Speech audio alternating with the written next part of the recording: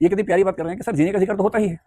तो एक बार उत्तर कोरिया में जाकर रह के देखिए कुछ दिन, जीने का अधिकार होता ही है, ये आप कह पा रहे हैं, कितनी खुशी की बात है कि हमारे देश के नागरिक को कम से कम ये भरोसा है कि जिंदा तो रहेंगे, कोई मार तो नहीं सकता है हमें। हालांकि इनकाउंटर्स यहाँ भी हो रहे हैं, ऐसा नहीं कि नहीं हो रहे हैं, लेकिन वहां जो स्थिति है उत्तर कोरिया में, कब शासक का मन किस पे खराब हो जाए, अगले सेकंड में कितने कुत्ते उसको खा जाएंगे या तोप के आगे उसको बांध के गोले से उड़ा देंगे, वहां पे होता है। किसी राजतंत्र में जाके देखिए, मोनार्की में जीने का अधिकार क्या होता है। तो जिंदा रहने का अधिकार मुफ्त में नहीं मिल गया है, बहुत सदियों में बहुत लोगों ने बलिदान दिए हैं तब जाके मिला है। और आजाद भारत में संविधान में लिखा गया है कि जीने का अधिकार आर्टिकल 21 में है, और व्यक्तिगत स्वाधीनता, पर्सनल फ्रीडम। तो ये इसलिए है कि क्योंकि भारत मृत्युदंड को मानता है। जो देश मृत्युदंड को नहीं मानते वहां एब्सोल्यूट राइट टू लाइफ होता है। हमारे देश में राइट टू लाइफ एब्सोल्यूट नहीं है, इसलिए आर्टिकल 21 की लैंग्वेज बड़ी क्लियर है।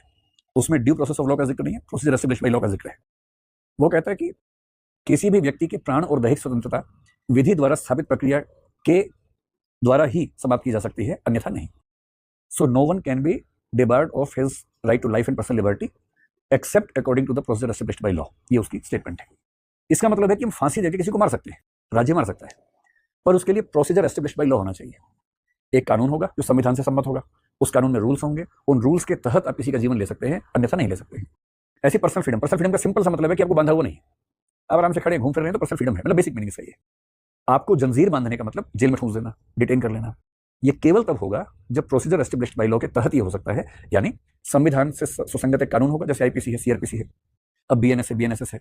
उसमें एक प्रोसेस लिखा होगा कि किसी की गिरफ्तारी की क्या प्रक्रिया हो सकती है, कितने घंटे में जज के पास ले जाना जरूरी है, अपने वकील से मिलने का अधिकार होगा, जज सैंक्शन करेगा तो ही आगे आप उसको कस्टडी में रखेंगे, पुलिस कस्टडी का क्या मतलब है, जुडिशियल कस्टडी का क्या मतलब है, किस किस क्राइम के लिए किस कस्टडी में रखा जा सकता है।